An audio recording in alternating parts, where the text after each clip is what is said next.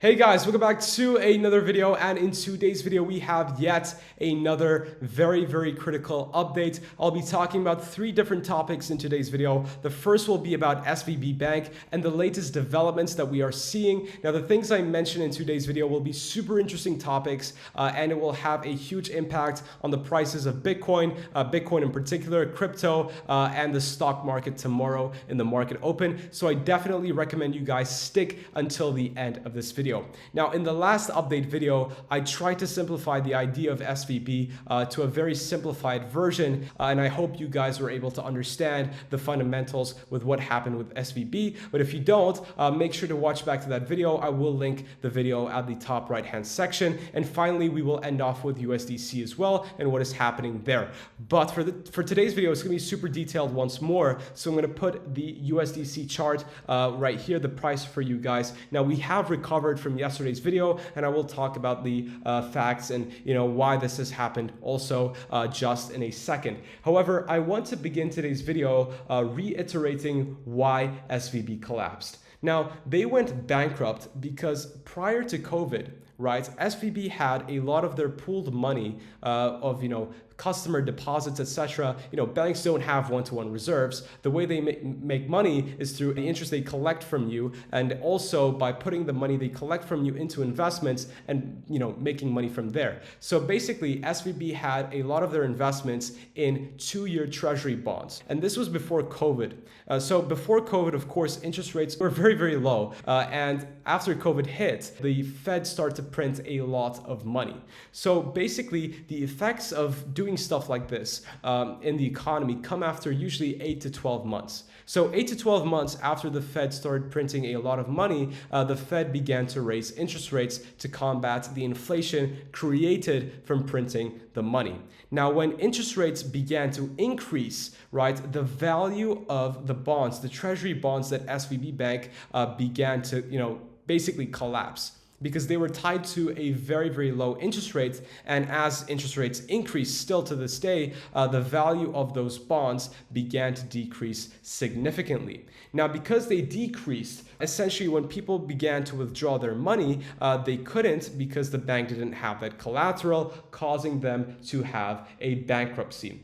However, I wanted to go to the most recent news that we have, right? The FDIC auction for SVB is underway and the final bids are due in tomorrow. Now, this is very critical. The SVB has to be bailed out today before market opens tomorrow, because if it doesn't, it will have severe impacts on the economy, and at least, right, either the government or big corporations should try to bail, even if they don't bail it, they have to put signs of relief, like relief depositors, for example, which they are doing right now, by the way, to provide some hopium to the markets, right? So the markets don't tank as much as intended, and they do fall, but not as much, right? Now, I will get to the details in just a second right now. So basically, if the government won't be willing to bail them out, then again, big corporations should do it, right? Big corporations such as Amazon that have large cash reserves should take this opportunity to purchase the bank.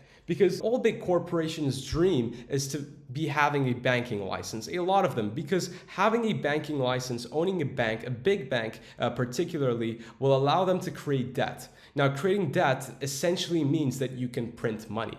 So becoming a bank is just incredibly powerful. And I do recommend you guys to do further research into this. This is why people like Elon Musk yesterday jumped to the fact saying, okay, I will purchase SVB and I will tie it to Twitter, making Twitter a digital bank. Now, if the issue is not resolved as fast as possible, firstly, I believe the S&P will take a drastic hit because 28% of the S&P is composed of tech companies. If tech companies crash more severe than expected in the market open tomorrow, this will be an incredible black swan hit to the economy. However, for me, it will be very interesting to see Bitcoin's reaction to this situation.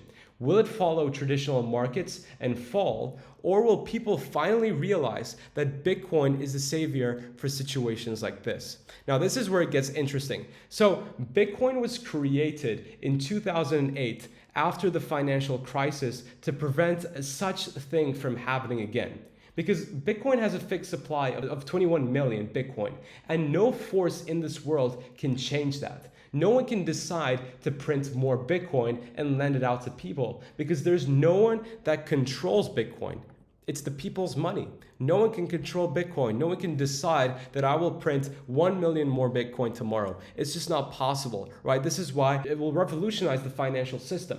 However, tech companies failing will cause a lot of unemployment for sure. In fact, over 200 UK firms won't be able to pay its staff due to the SVB collapse. This will cause purchasing ability to significantly decrease, and no one will have extra money to be investing on the side, causing assets such as potentially crypto to fall in the short term, and most definitely stocks to fall also. But once they realize, more specifically the big institutions, that Bitcoin is the savior, I believe in the midterm, Bitcoin could gain some pretty interesting attraction because as more banks, right, begin to fail, which I will get into, a lot of banks are on the verge of collapsing also. When they start to collapse, this should show big institutions, governments, that Bitcoin is the only solution out of this. And if this happens, big money could go into Bitcoin and Bitcoin could suddenly see a price spike. But this will be determined in the news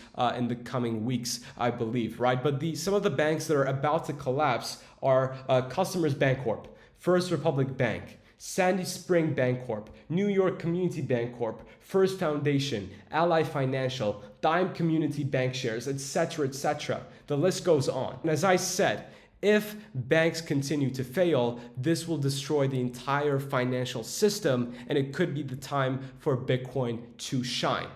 So this will be super, super interesting to see what will happen. But apart from that, I want to say it is super crucial to watch the tech market open tomorrow and to watch what Bitcoin does. If it will stick to the traditional markets or will it break apart and start the financial revolution, right? And what I recommend watching, apart from the Bitcoin chart, is something called the NDXT. Now, the NDXT is composed, I believe, of the top 500 tech companies in the US. This is just an index for that. And I, pretty much assume there will be a huge gap downwards. I can't say for sure how big of a gap that will be, but from my estimates, it will be a huge gap towards the downside. And because the S&P, as I said, is composed of mostly 28% of tech stocks, I believe it can definitely take us back down to this 200 period moving average tomorrow, right? But this will be super, super crucial to watch, and this is what I would be recommending. However, I'm going to jump into the final topic,